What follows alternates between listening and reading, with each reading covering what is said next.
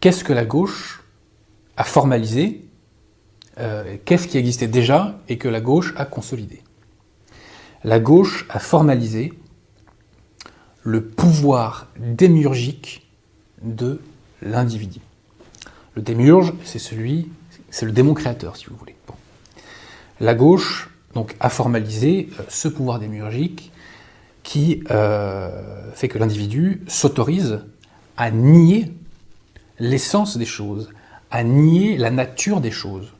L'individu s'autorise dès lors à refondre la société selon ses desiderata. Si bien que, par exemple, le migrant qui est un envahisseur se transforme en futur Montaigne, tout simplement.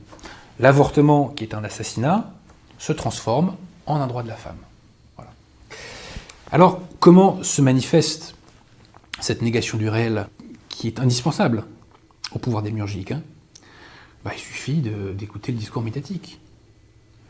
Officiellement, le grand remplacement relève de la théorie du complot. LOL. Officiellement, il n'y a pas de problème d'insécurité plus que cela. On a eu une campagne médiatique ces derniers mois pour nous dire on nous a refait le coup de Jospin du sentiment d'insécurité, comme si ça n'existait pas, si vous voulez. On a eu aussi une campagne médiatique sur la question du racisme systémique. Si la République française était raciste, je pense qu'on l'a remarqué quand même. Bon. L'immigration est une chance pour la France. Toujours cette même négation du réel. Ou encore, pour citer Madame Buzyn, un père, ça peut aussi être une femme. Bien entendu, c'est parfaitement crédible. Voilà.